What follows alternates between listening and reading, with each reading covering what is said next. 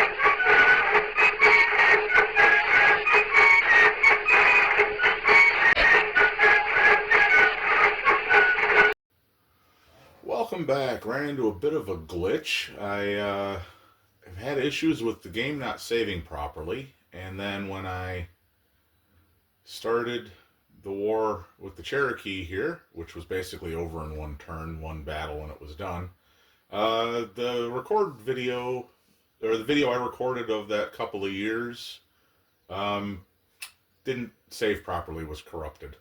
So we're picking up afterwards. I've started to move agents into the Iroquois territory here and try to spread some unrest. Done a few other things. Nothing major other than expanding into this territory so far, but we are trying to set the stage for the next expansion I plan on doing. So let's continue here and see how long we can go.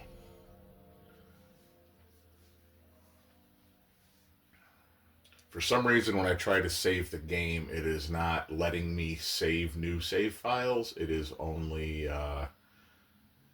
it's crashing when I try, and I can only save the most recent auto save. So if I try to say, okay, this is a good point, I'm going to save here, it then doesn't let me save it. So I gotta hope that it didn't save too long ago. I'm also, I don't know if it's going to make much of a difference, but I have my microphone a little further away, so hopefully it doesn't pick up all the clicking like it did last time from my mouse. I didn't realize how bad that was until I uploaded it. It didn't seem that bad listening to it at a lower volume just to try to keep the sync as close as I could, but yeah, it got kind of annoying watching the video, so I'm going to try and avoid that in the future here. But as you see, we only lost a few years. We're at 1804. And yeah, let's see what happens. I'm going to try and take it to about 1815 or 1820, and we'll see how we do. And this thing loves to keep telling me I have undeveloped farms. I know they're undeveloped just because I'm trying to save up the money to develop them. Oh, Denmark's been destroyed. That's different. Alright, so I'm waiting until I have all my farms ready to be brought up to the same level, all in one shot, which is why it keeps telling me I have undeveloped farms. I'm aware of this. There's a reason they're undeveloped. Also added a new port, and I've added some new trade routes, but nothing that really directly affects anything going on here. So, let's do that one as a steam dry dock, and I'll do the other two as naval hospitals once I have the technology. I got to research the lime juice and sauerkraut. I'll probably do that after the The Fire in Advance is done researching here.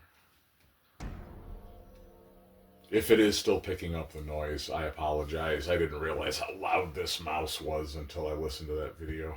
But it's the one I got, so gotta deal with it.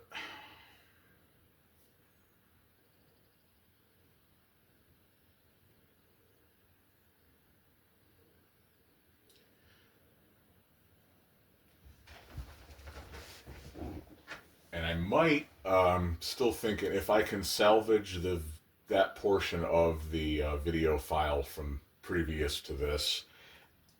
Excuse me. I might put the battle against the Cherokee in this because it was kind of a mess, but we won, so it's interesting. I might put that in before this and narrate that, and then we'll get into this. So if it seems kind of redundant that I'm saying it after already having shown it, that's why. I haven't tried to do that yet. I'm recording this instead in Fraps, not using the video software, recording software I had been using. I'm hoping this works better. Because the other one, no matter what I did, I couldn't get it to record more than about 15 minutes before it would stop. Help the population to grow over time. Which was very irritating, but I couldn't really figure out how to stop it from doing that. So, 1, 2, 3, 4. Alright, there's all of them. Hopefully now it will shut up about my farmlands.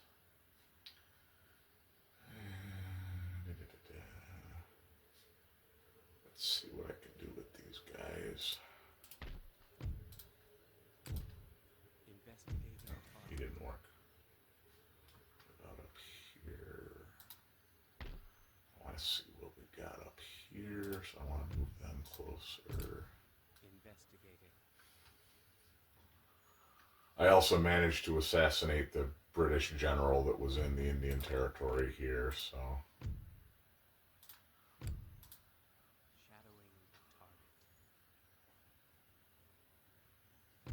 Good. There's that, and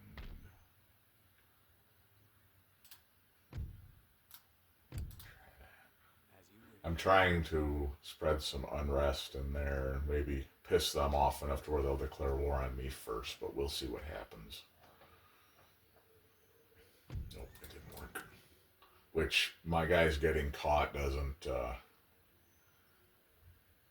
doesn't work against my interest of trying to piss them off, so I don't mind. I don't want to lose them, I don't want them to get killed, but I don't really mind them getting caught. So, alright, hopefully next turn we'll be able to upgrade these, which means I can then upgrade my military tech a little more once they're completed. I gotta watch it though, because even with those 2 new territories, I'm not bringing in a lot of money right now. It's not till I get the Iroquois territories that I'll be doing good financially. I gotta watch the size of my armies. I was hoping to be able to build up enough to blitzkrieg the Iroquois territories all in one move an army into each one, but it doesn't look like I'll be able to financially support that.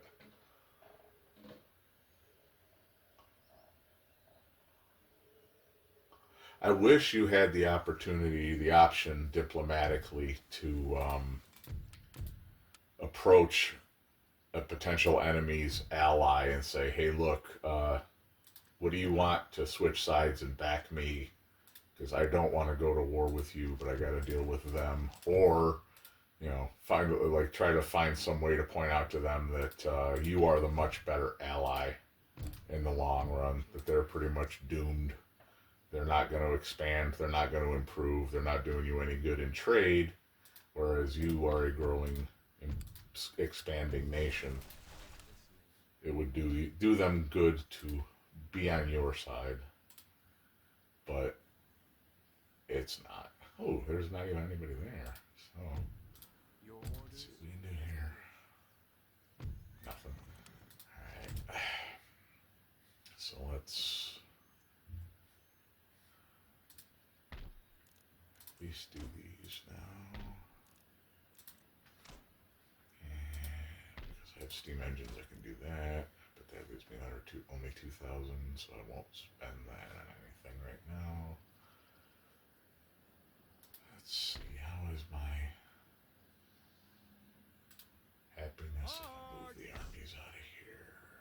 And not great, but they're not going to revolt. They're good, though. We're getting there. What I might have to do is pinch off the ends of the Iroquois territory and work my way in. Take Upper Louisiana and the Iroquois territory, and then once I can, move those armies into Algonquin and Michigan territory and take those out, because I can't afford to have 2 or 4 large armies in the field right now. Although neither one of those, well, Algonquin territory does have troops, but Michigan territory doesn't have much, so that might not take a lot of troops to take that. And hopefully that'll cut their finances down to where they can't raise many more troops, so they won't be able to really defend it. But I'm quite likely to end up at war with England when I go to war with them, so I'm going to have to be careful. Oh my god. I have turned off and back on and back off the advisor there like 5 times trying to get it to stop doing that. And even with everything turned off, everything disabled, it still won't shut the fuck up.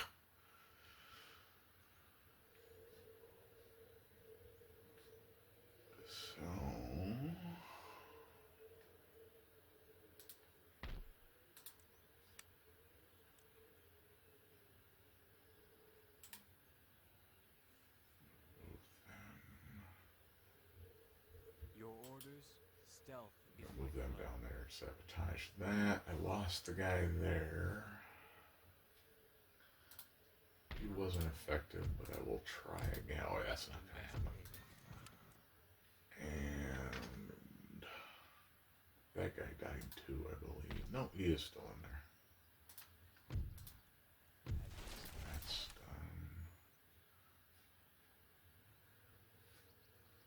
done. Alright. I'm going to give it a few more turns and build myself up a bit of a war chest and get my constructions going here to get better stuff. And then I think we'll go to war with the Iroquois in a couple of years here. Really, historically, what's left of the Iroquois here, because historically the ones that were pro-British left for Canada. And the only ones that were left behind were the ones that either stayed neutral or supported the Patriots in the war. So really, you should be the one allied with the Iroquois territory, not the British, but whatever. I didn't design this game.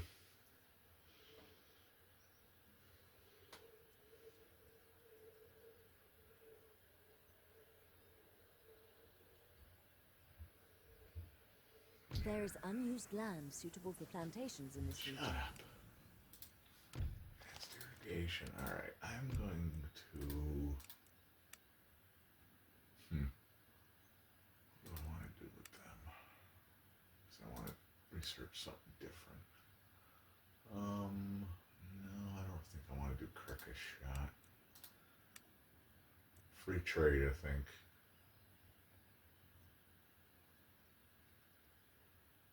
Yeah, more money and I can upgrade my ports. So there we go. France has a steamship in 1807.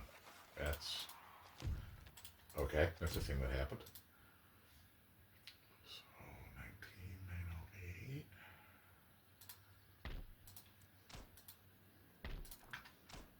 That. And that. And while we're at it, let's do these. That'll keep the populace happy, hopefully. Yeah, they're both in the green. We're good there. And yeah, they will be able to in one turn take that. And they definitely can there. So we're in good position right now. We'll see what happens.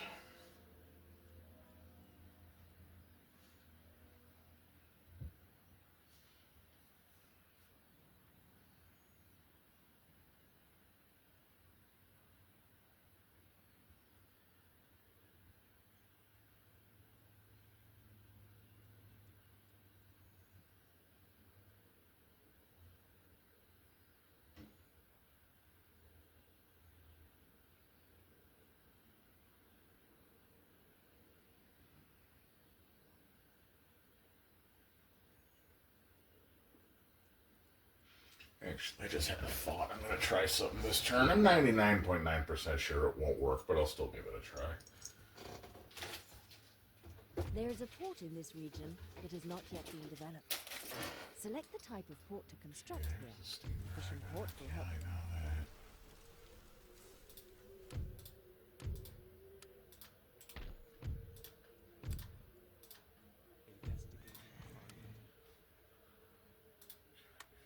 Here. She's still there.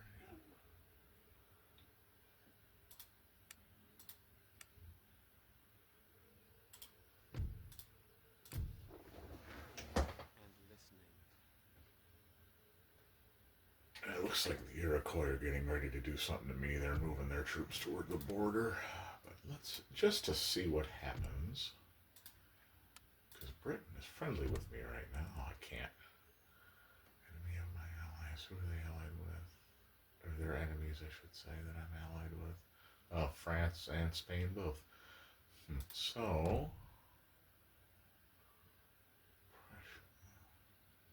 France. So...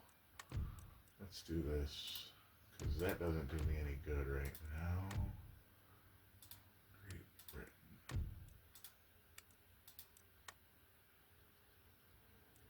Oh, okay. Well, let's see who they back when the war starts then. This could get weird. I already used him.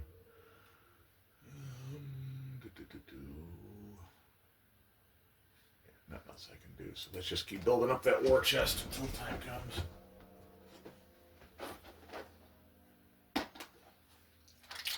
Gotta make sure I've got the money for army reinforcement and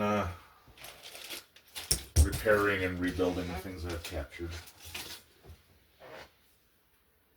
Sorry, I'm moving some stuff from one of my gunpla kits out of the way here. Making room on my desk so I can put a drink down.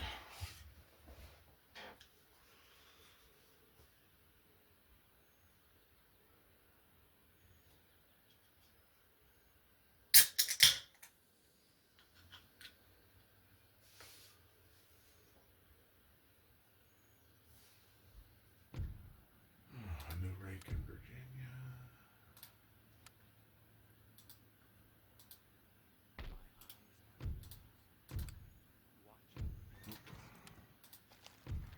Okay, so the army board is done,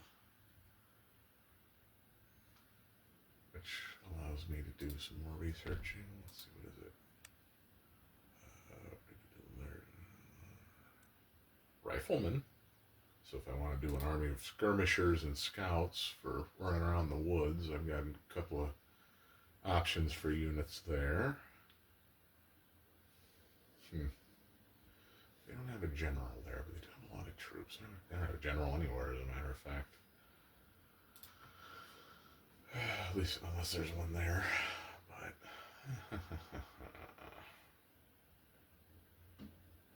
yeah, let's keep building the money up.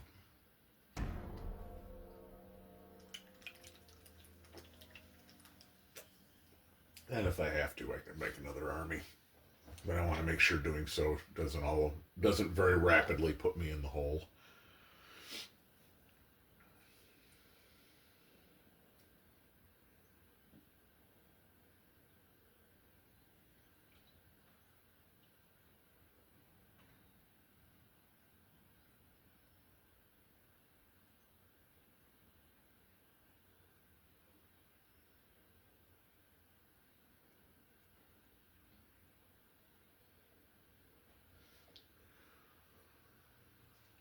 I figure if I can get about 50 to 60,000 saved up, that's enough to let me recruit an army and be able to pay for it for a while until I can put them to use. But we'll wait and see what happens with Britain here. If I don't need this army up here, I can redeploy them. But I don't want to rely on the fact that they won't try something. They won't back the Iroquois here. So do that, and I can do that and that. I can start getting some big boys built up. French and the Dutch are at war.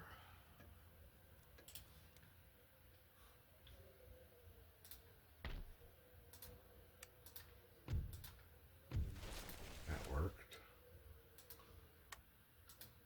How can I help? I Investigate. did not actually. Make ready. No, that's too far to go. So, a couple more turns, we're getting there.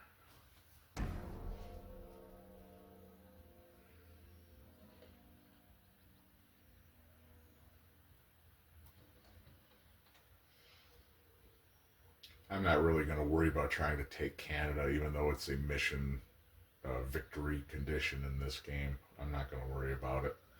If I have to, if I go to war with Britain is one thing, but if I can avoid it, I will.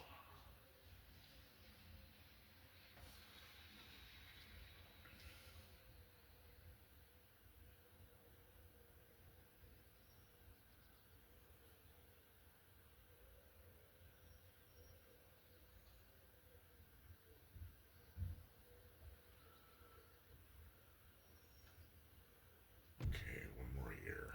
We're in 1809, 44,000 saved up. Stuff is coming along.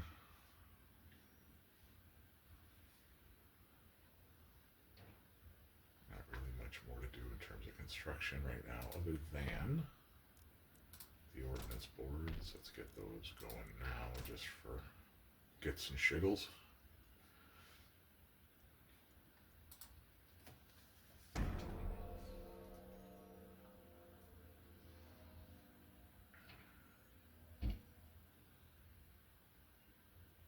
Once I can take the Iroquois out, if I don't end up at war with Britain, that allows me to try to get Florida, Louisiana, and Texas from France and Spain, and all I'd have to worry about is Santa Fe way over there from Spain, and the Plains Indian Nations up there, the top left of the map, and I'll have all of the American territories. We will see what happens, though, because, yeah, I never know.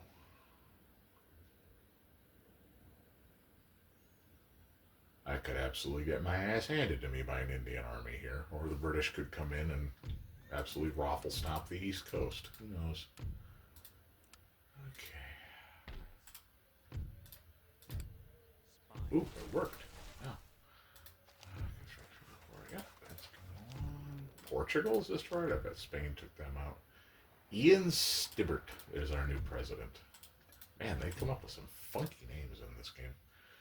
There's that. So after this turn, it will be spring. And we will launch our assault into the Iroquois territory. Nothing else to build right now. Nope, that stuff is all completed. Good, good. And I'm going to start recruiting, now that I have 50,000 saved up, I'm going to start recruiting a frontier army.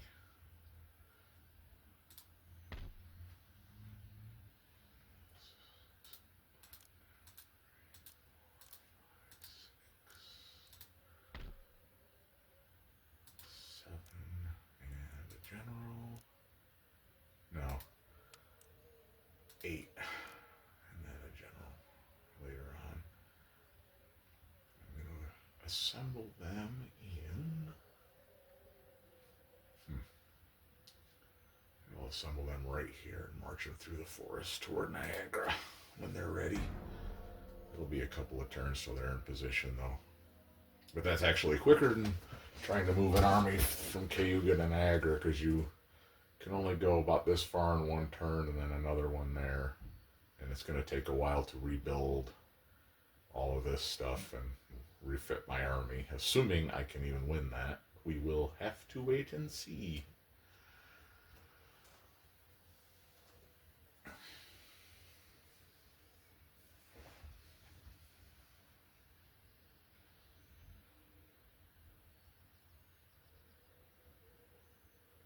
Really don't want to go to war with England.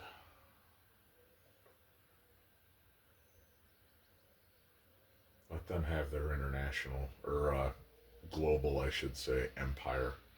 All I'm worried about is North America and, well, the Americas right now.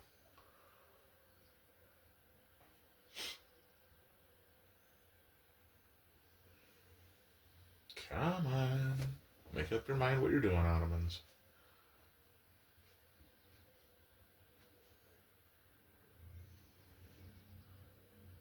I'm also slightly worried that if they do back me in the war, they'll just turn right around and take Michigan territory, which would very much complicate things going forward, but one thing at a time. We'll see what happens, because we're about to start the war.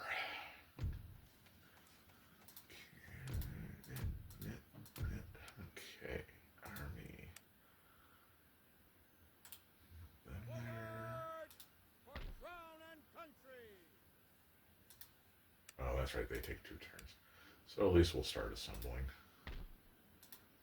There's that, and I will do Waiting for your orders. 4 units of light dragoons, and following that, the general last. France also has a rocket ship. I'm building rockets, son. Alright, so, fingers crossed, knock on wood. Here we go. Prepare for battle. Austria is allied with the Iroquois Confederacy?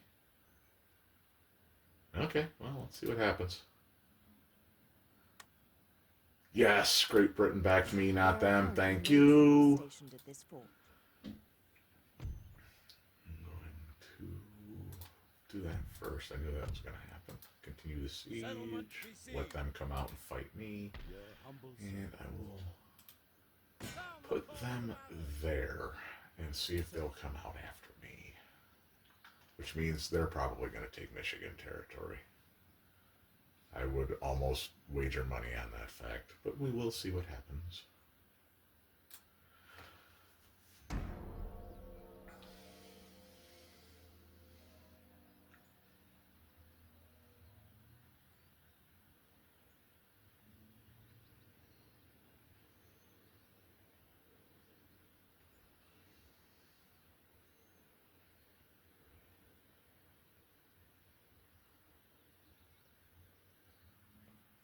Yep, they came out after me. Good. Oh, they got a lot of horsemen. That's going to throw a monkey wrench into things, but we will see what happens. I will skip the loading screen for this, and we'll get into the battle. The enemy will often All try right, to flank so formation with cavalry.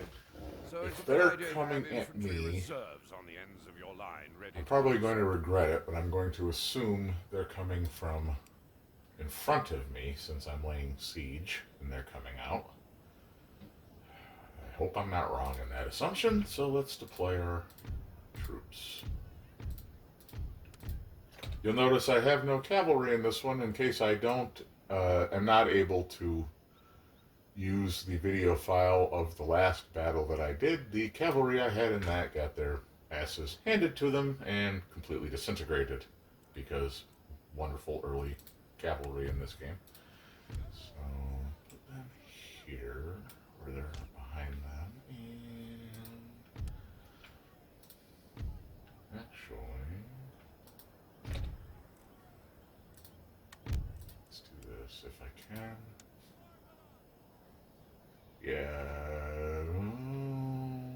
Yeah, I guess that's good. So we will unlimber. There we go. Canister shot is the basic anti-personnel Yep, they are ammunition coming type, forward. Good. usable by both cannon and howitzers at Yeah, I shorter know what range. canister shot is. You don't need to tell me.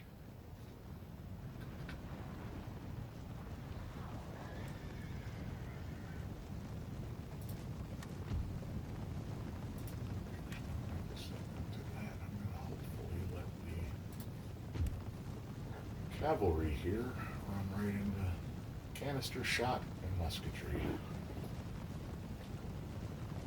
They're going right for the guns.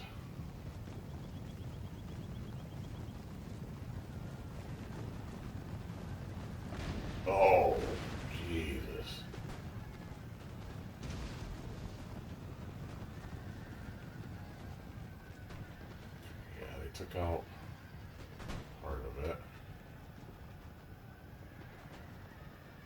Going after the lights.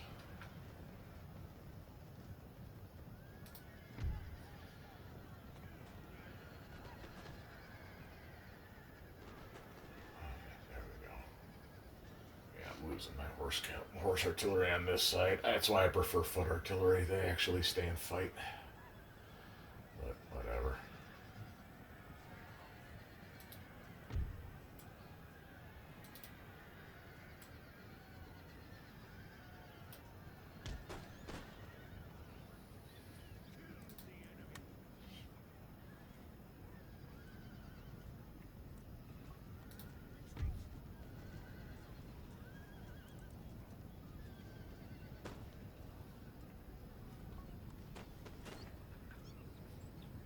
There's the foot soldiers moving up. Where are they there? Let's put them there so we can get some fire coming in on the flank.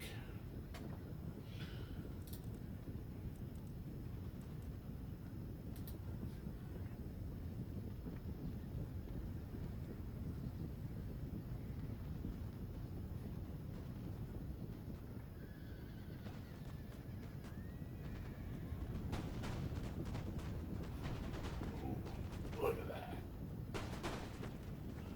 Discipline volley fire. Gotta love it. That's one thing I get asked a lot with reenacting and doing living history is why the standing shoulder to shoulder and volley fire. The best way to explain it is the technology of this time, which you kind of get a little bit of a reflection of in this game, but the weapons technology of the time is far from the most reliable thing, and by modern standards, the weapons are not accurate. So the most effective way to make use of them is to stand shoulder to shoulder and fire all at once.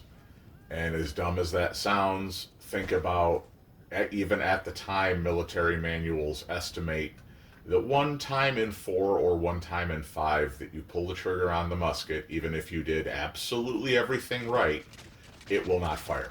Something will go wrong. As one of the Prussian military sayings went, all skill is for naught when an angel decides to piss in the lock of your musket. Basically, you can do everything right, and they will still decide not to work. So, having everybody shoulder to shoulder, firing on command in one general direction, gives you the best volume of fire and reliability, more or less, with the technology you've got. Look at an infantry battalion, how it's employed on a battlefield and how it is intended to be used. Look at it less as what we think of with modern infantry and think of it more as a mobile machine gun battery. The idea is rapid fire being sent downrange as reliably and quickly as possible. It is not accurate fire picking men off one at a time. It is sending lead downrange and ripping the enemy formations apart and forcing them to quit the field. By its rules of 18th century and early 19th century warfare, basically it didn't matter if you had one man left standing on the battlefield. If that one man was left standing in the position you started at and the enemy retreated or was decimated, you basically could claim you won the battle. The idea was to hold your ground, stand up to the other side for as long as possible until your morale broke or their morale broke. And ideally, it would be their morale that broke, and you'd be left holding the field at the end of the day. And as suicidal as those tactics sound, remember the other side, for the most part, is using the same technology, weapons, and tactics you are, and is looking to fight the same way. So quite often it would come down to who had the better discipline, who had the better training, and who had maintained and kept up their equipment better, as weird as that might sound. Because, you know, a clean, well-maintained weapon is a happy weapon. And a happy weapon goes bang when you want it to. A dirty, rusty, falling apart old musket is not going to do you any good on the battlefield. You got to keep that shit clean. but that's also the other side to that being this wonderful image we have through Hollywood and old TV shows and things of, you know, the American troops. You know, we won the war because we were smart and we fired from behind rocks and trees with rifles. No, we did not. In fact, most of the battles where we tried to do that, with a few isolated exceptions, we got our asses handed to us, and we took massive casualties and had to retreat. It was the battles where we had basically gotten to the point where we could stand up and fight toe-to-toe with the British on their own terms, were the ones that won battles and won the war in the long run. Why is that the case? Well, the best way to put it is, even me, with the, you know, probably honestly militia level training that I have, yeah, I've got a lot of experience at it, but obviously I've not been in battles. I've just done parade ground drill and practice. I can fire reliably one of these flintlocks, 4 or 5 shots in a minute with a flintlock musket, and it's got about 100-yard range, which doesn't sound like much, but remember, most of the enemy have the same range you do. The rifle of the time, okay, yeah, it's got, you know, 4 times the range, 3 times the range, 300 yards, 400 yards, whatever you want to, you know, stat you want to go with. Okay, that's great. However, it also has no ability to carry a bayonet. They are singly produced by artisans. They are not mass produced, even by the product standards of the time. Mass production was not reliable, but they didn't even have that level. They're individually handmade, which means parts from one are pretty much guaranteed to not be able to fit parts from another. And if you're using them realistically, actually having to put the ball in and everything else, not just pouring powder down it, putting a little paper in there and firing off a blank shot, but actually loading and firing at a target, what they would call firing at marks at the time, you take 4 to 5 minutes to reload that thing. So in the amount of time it takes you to load and fire one shot from your one rifle, those men you're firing at and trying to keep at a distance, say, you know, yeah, you are, you know, can open fire at them before they can fire at you because you have a longer range. If they just continue marching because they know you've just fired and you're now empty until you can reload again, that 300 or 400 yards, it will not take 4 or 5 minutes for a body of men to walk 300 or 400, or say realistically 200 or 300 yards to get within firing range. And once they do, and if you're firing at them from within their range, in the amount of time it takes you to load and fire your next shot, that formation of men, each one of them will fire about 20 times. So it is basically, if you want to look at it in a modern analog, think of it as somebody with a single shot bolt action rifle without a magazine up against a machine gun position. Yeah, you might be able to do some damage. You might be able to pick off gunners. You might be able to do some other things like that.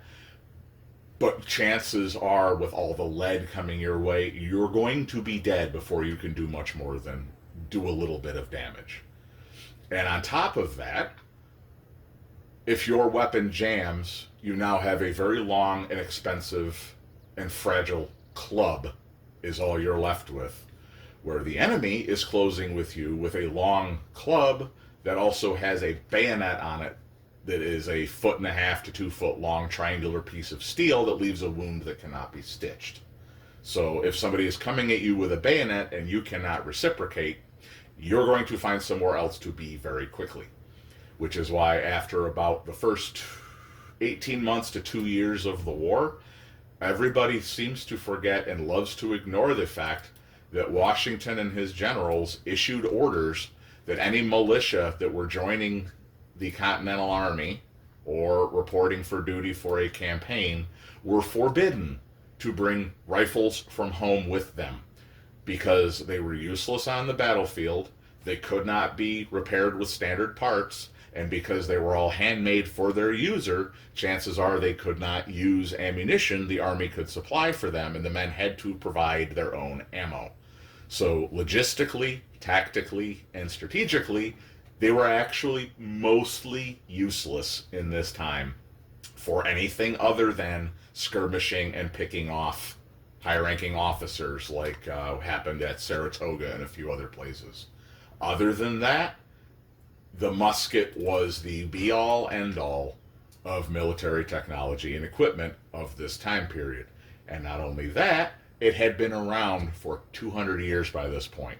They had figured out very well how to use that thing to its best advantage, which is why everybody was using the same tactics, everybody knew what they were doing, what they were up against, and things had standardized to the point they were where every army basically fought the same because they were all using the same equipment.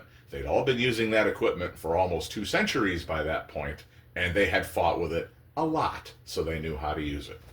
So, end of this, I will skip the loading and get back into the campaign here.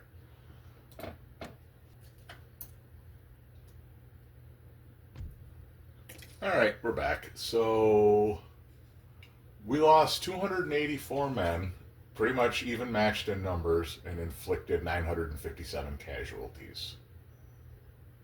Yikes. Okay.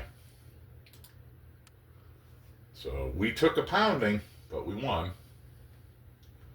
Let's see if they come out up at the Iroquois. Nope, they did not come out of their city up there. That's right. As I mentioned going to there, I was thinking this was the one we were laying siege to. This was the one where I just crossed the border and waited for them to come to me.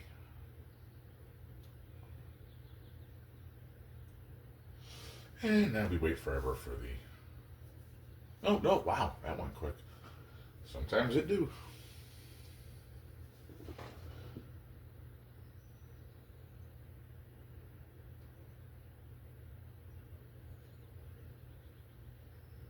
There is a port in this region that has not yet been developed.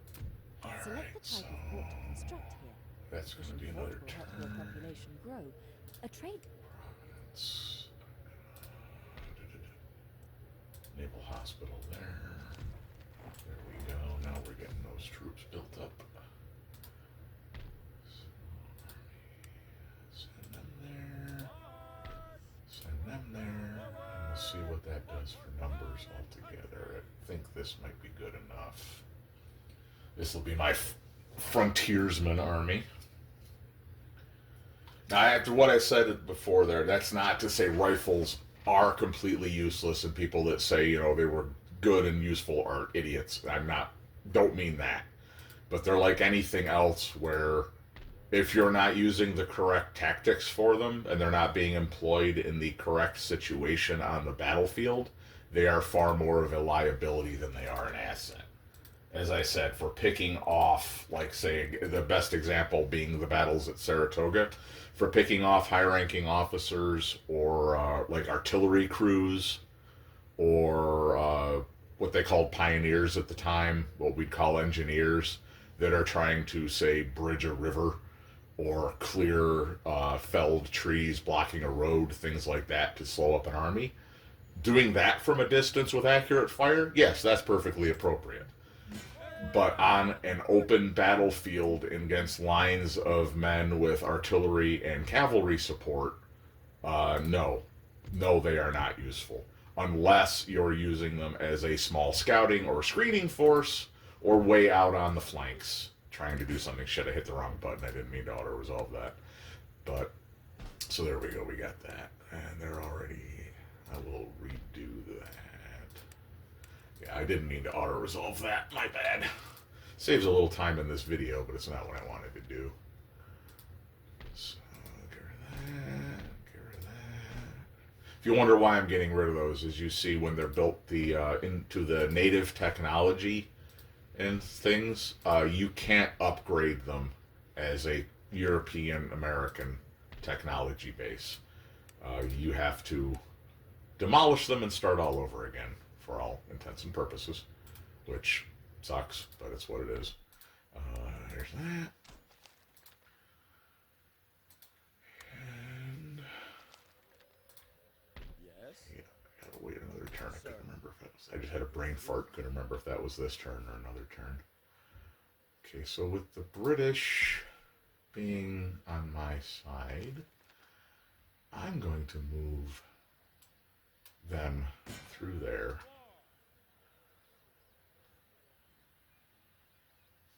And take that. And then once all this stuff is done being repaired and upgraded and pacified, then I can start worrying about looking further west. Or potentially going to war with France or Spain to take their territory. But we'll see what happens. So, end of the turn 1810. Winter of 1810.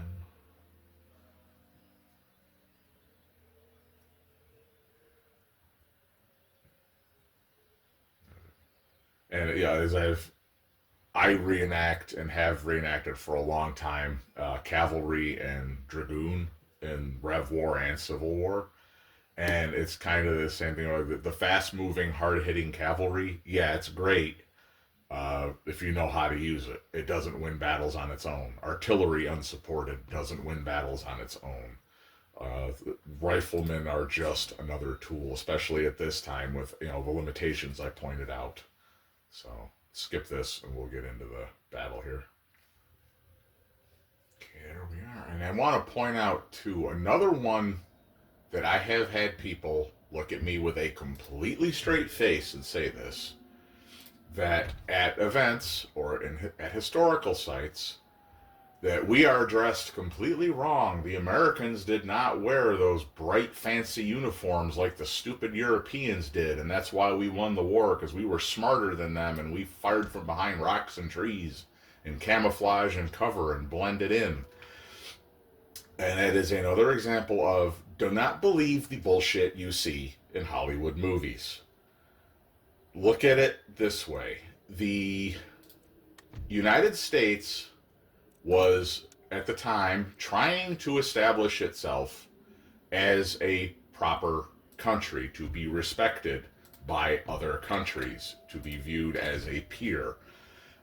The best way to shoot that in the face and keep it from ever happening would be to fight your entire war as a guerrilla and terrorist force. Look at the way the world treats ISIS and the Taliban.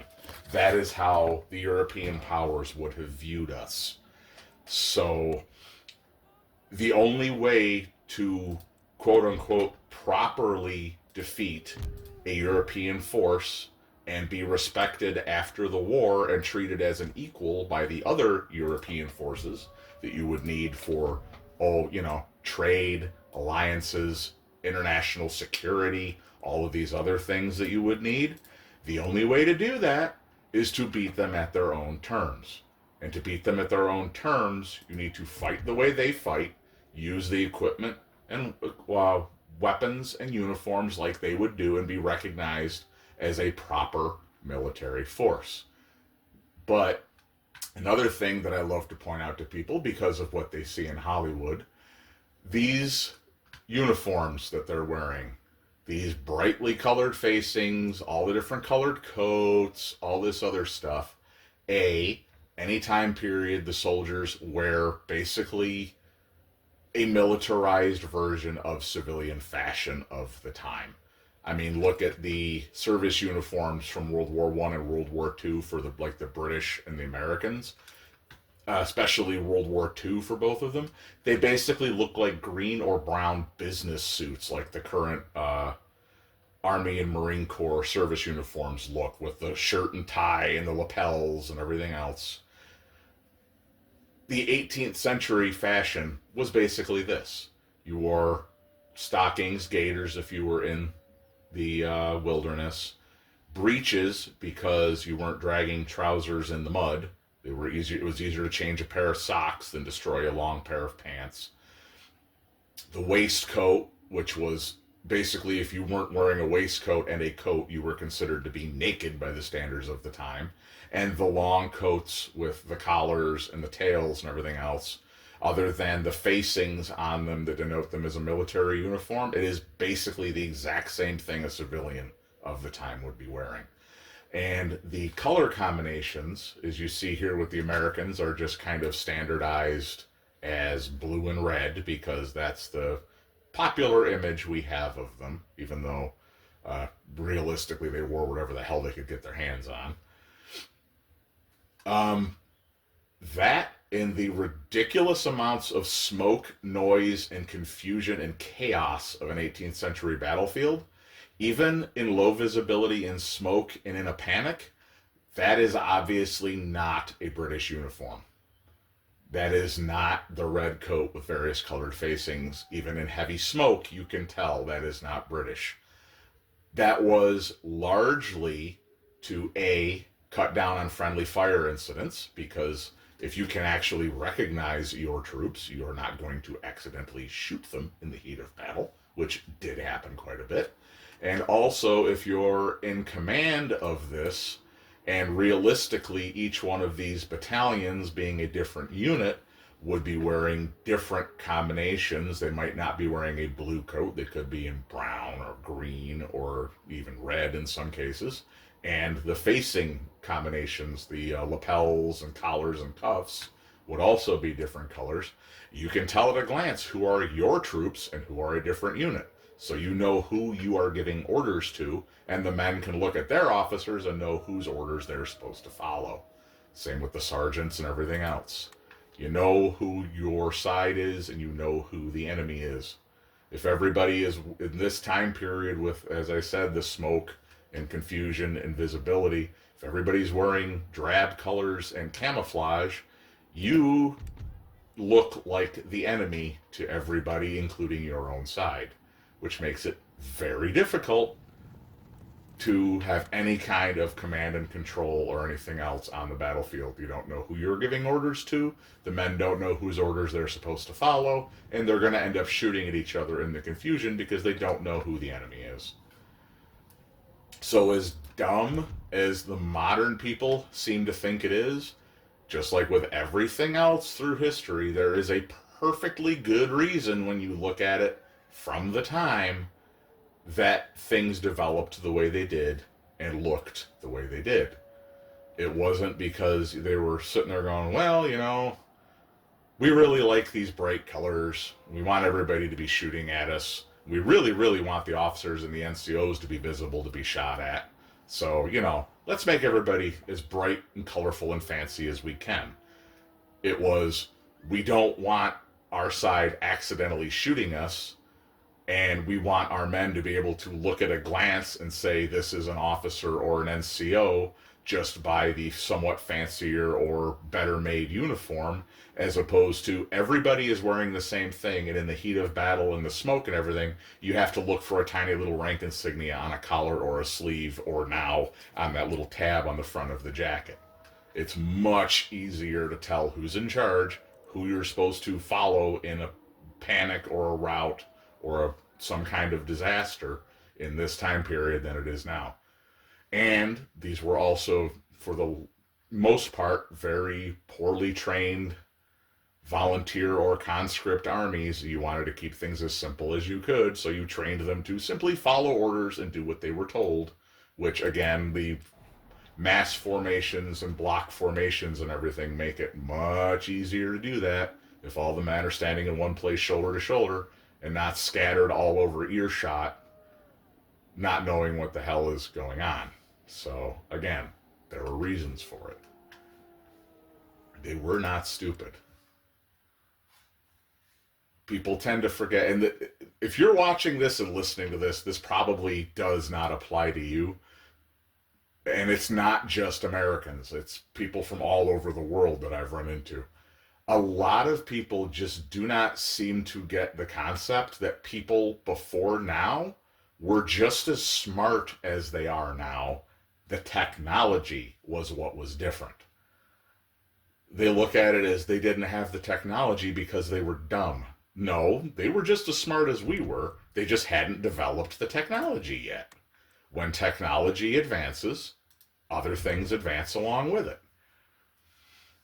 And until the technology advances, things don't get to a recognizable modern form. You're not going to have modern warfare guys running around with automatic weapons, two in groups of 2 or 3 fighting building to building with armored vehicle and air support in the 18th century.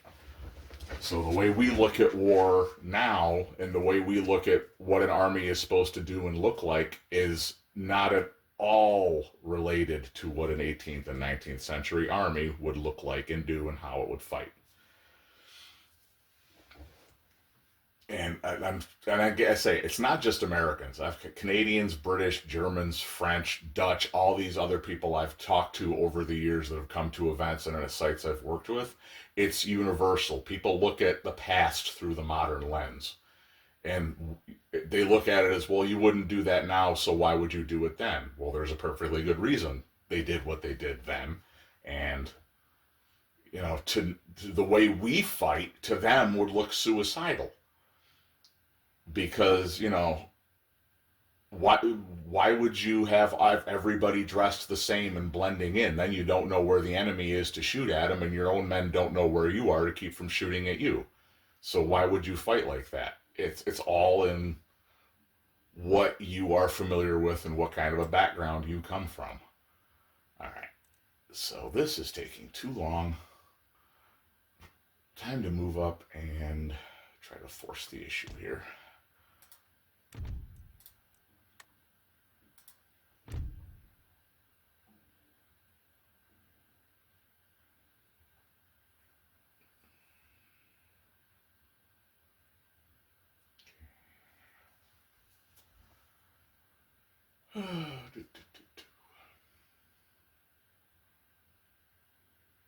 And as somebody who has reenacted for over 20 years 18th and 19th century stuff, and before that was on a drill team that started from scratch in school, I can tell you that you need to train and practice and have somebody who knows what they're doing to give you orders to move an army around like this. If you have inexperienced officers and NCOs and untrained men, literally all it takes is one command for everything to just completely devolve into absolute frickin' chaos.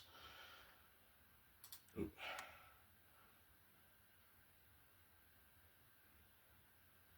So they're moving up, so we will just stop here and engage them as they come up.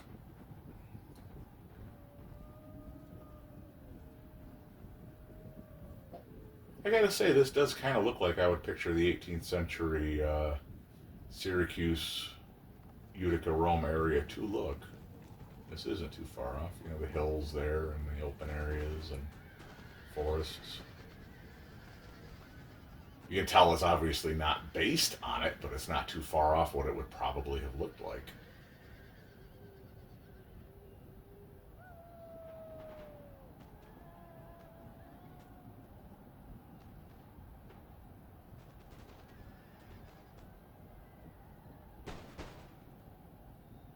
Hoping with them kind of being staggered like this, it will actually sucker them in to try to hit somebody in the flank and expose themselves to the next unit, which is why I haven't straightened my forces out.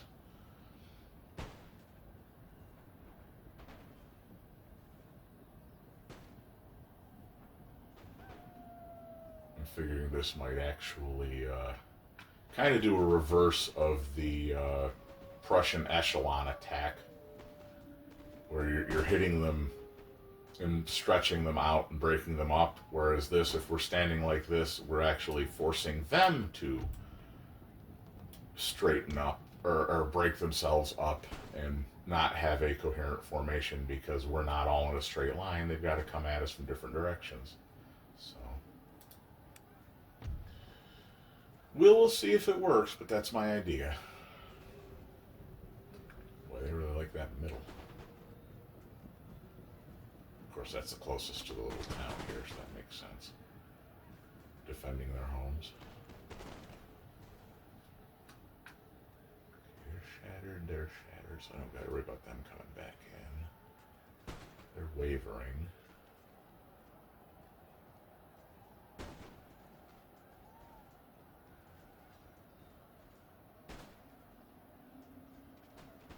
you guys gonna shoot at them or what? There you go.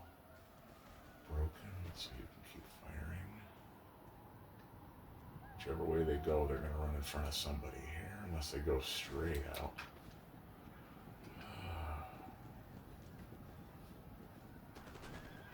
I don't want to redeploy these guys just yet, because I don't know what the other forces here are going to do, so we'll just have to bear the brunt in the middle here. Hope the units I've got in place here can bear it. Are they shattered? They're shattered. So, let's do this. We will.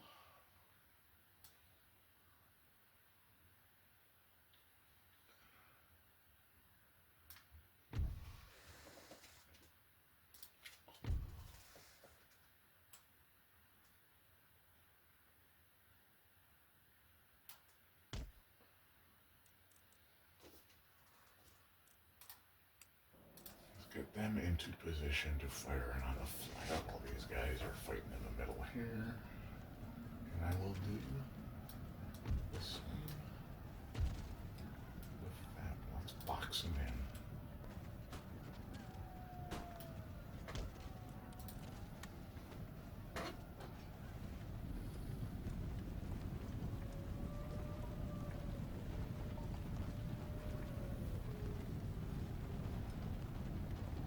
If these guys break in the middle, I can bring up my cavalry and hit what breaks through. Let's speed this up a bit.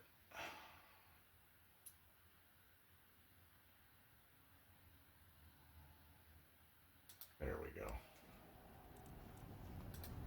Oh yeah.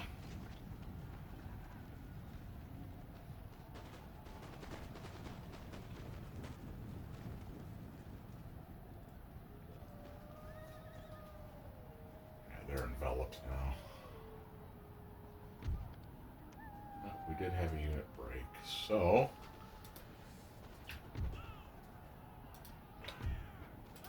time to send in the cavalry.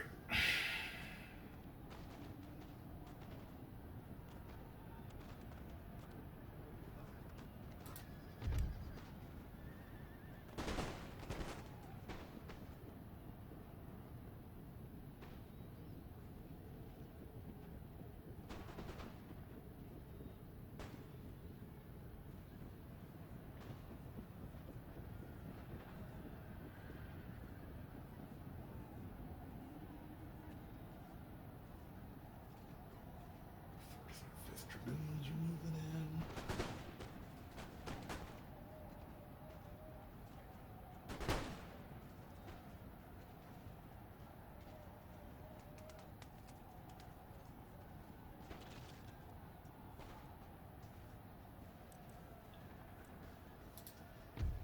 I told you to run. Fucking charge.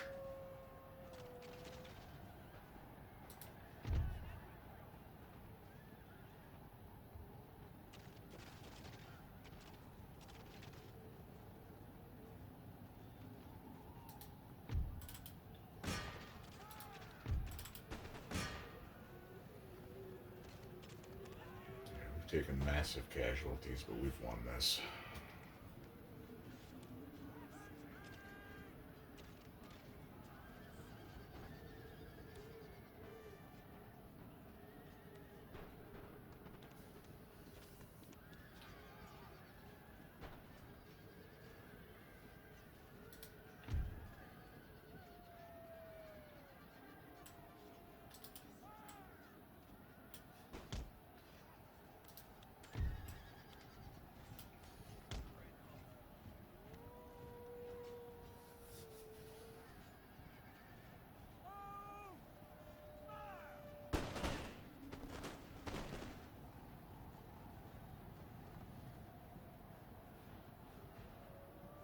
There we go. Okay, so unedited, we are at over an hour, so I'm going to have this be probably my last turn once everything's said and done here, but lost 400 men to 1,500 killed. Yikes.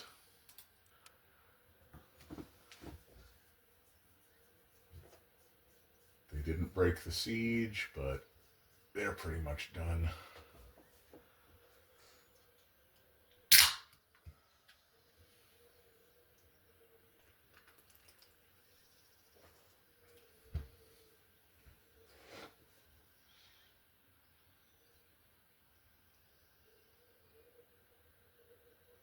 There is unused land suitable for farming in this region. Building Okay, farms yep, here we will did help that. the population So, to grow over time.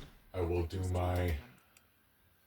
upgrading and everything in this. I'm about to turn off my microphone, and when we get to the end of this turn, I'm going to save it, and we will pick up the war in the next one.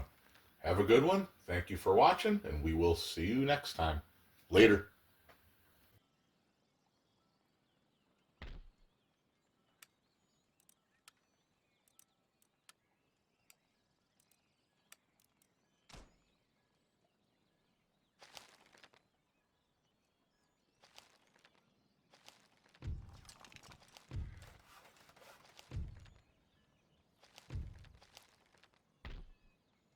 Forward! March! Sir.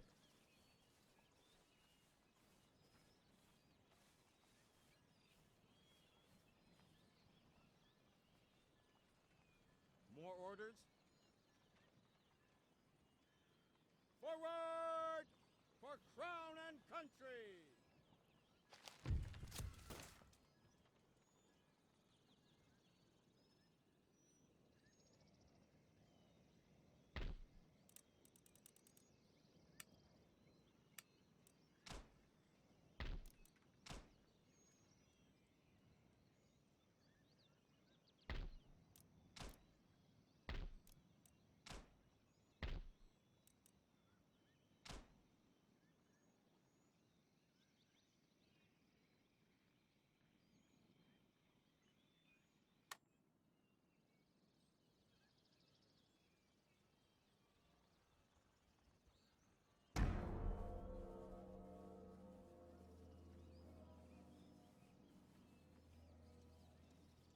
Harvesting supplies.